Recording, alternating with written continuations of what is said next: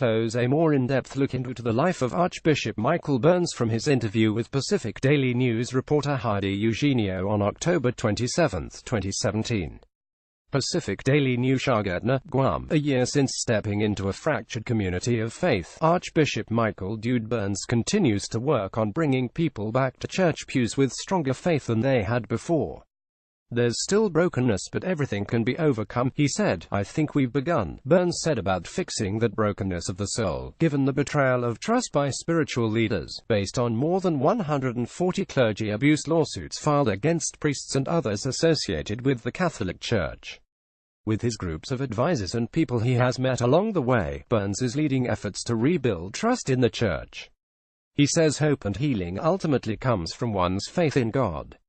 All these critical missions aside, Byrnes, 59, lives a simple life.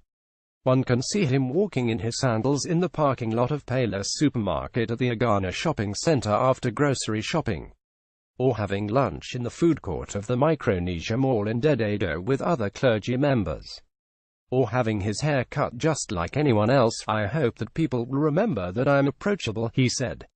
In places like Detroit, I could go incognito. I really can't hear. He does not drive a fancy car. He usually does not have an entourage. He offered the Chancery and the Archbishop's residence to be among those that can be sold to help compensate victims of clergy abuses.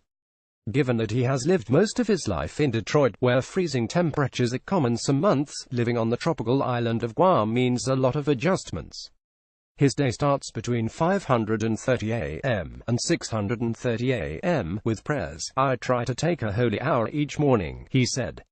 Archbishop Michael J. Byrnes is photographed outside the Archdiocesan offices and Chancery on Thursday, February 2, 2017. Photo Rick Cruz. Depending on the day of the week, HES either visiting schools, saying mass, convening meetings with his Presbyteral Council, his College of Consultors and the Archdiocesan Finance Council, or meeting with individuals and groups. Byrnes has a deep theological and scholarly background, including a Master of Divinity degree and a Master of Arts degree with a concentration in Scripture. The heart of his ministry going back to the basics. There's got to be authenticity to reality of one's Christianity. We can't just talk about it. It needs to be manifested in a manner of life. The heart needs to be touched, he said.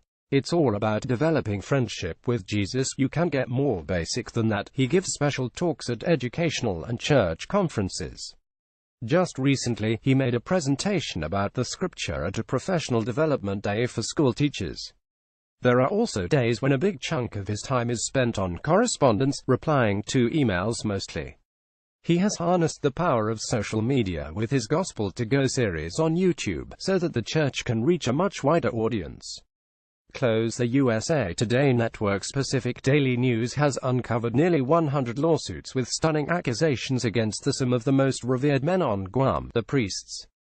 USA Today. Every Sunday at 9:30 a.m., he officiates the Mass at the Dulce Nombre de Maria Cathedral Basilica in Hagathnia.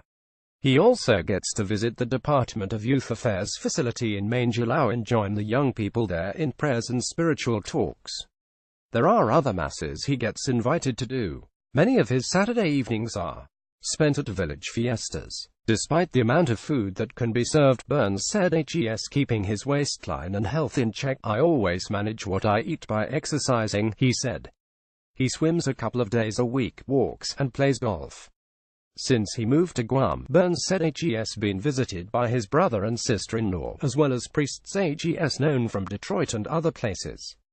He was auxiliary bishop for the Archdiocese of Detroit before Pope Francis appointed him on October 31, 2016 as Guam Coadjutor Archbishop. As Coadjutor Archbishop, he has rights to succeed Archbishop Anthony S. Apuron should Apuron resign, retire or be removed. Apuron, Guam's Archbishop for more than 30 years, is undergoing a Vatican canonical trial and is among those named in clergy abuse lawsuits. Byrnes recognizes that the circumstances around his appointment were unusual. I hope we can lead the church in Guam to kind of recover its mission and also even just to figure out what that specific mission is, he said. We're here at a particular place and a particular moment in time, and I think we're struggling to say, what are we here for? Why do we exist here? And I would hope that we could figure that out. I don't think that's insurmountable. Follow Heidi Eugenio on Twitter at Heidi_Eugenio. Reader, share this story https://usat.li2i7jk4q